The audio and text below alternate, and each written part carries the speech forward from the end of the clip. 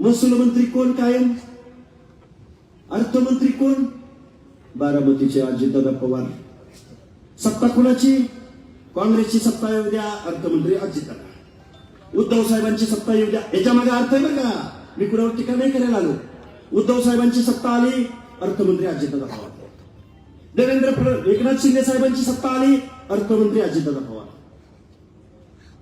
आणि देवेंद्र फडणवीस साहेबांची सत्ता आली, अर्थमंत्री अजितदादा पवार. गावगाड्यामध्ये ओबीसीची संख्या किती आहे, हात वर करून सांगा. किती टक्के आहे ओबीसीची संख्या?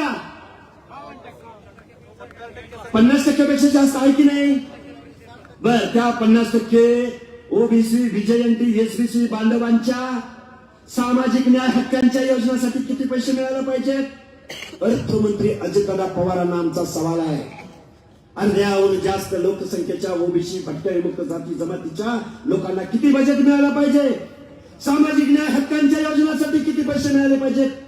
ससाणे साहेब किती मिळाले पाहिजेत? अर्ध्या लोकसंख्येला किती मिळाले पाहिजेत? जाऊ देऊ, 52%, 50% सोडा, 25%, 70 साहेब सोडा, 20% सोडा, 15%. जिब्यांना ऐका, कुठे गोविंदजी देवकते, बापूराव किती मिळालं पाहिजे? 10% सोडा. मी नेहमी सांगतोय, माझ्या भाषणात जबाबदारीने सांगतोय, 5%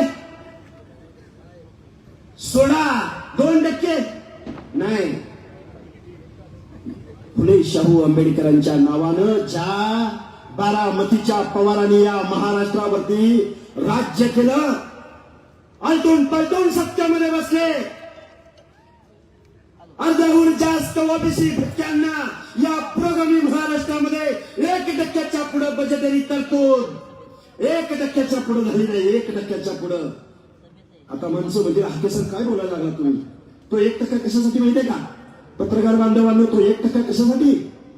आश्रमशाळा, मॅट्रिकोत्तर शिष्यवृत्ती, पोरींची स्कॉलरशिप, वसंतराव नाईक महामंडळ, पुण्यश्लोक अहिल्यादेवी शिरिंदी महामंडळ, महात्मा ज्योतिबा फुले आर्थिक, काय आता ही आपली मंडळ आहे ती. अरे 1 लाखाची सुद्धा योजना नाही.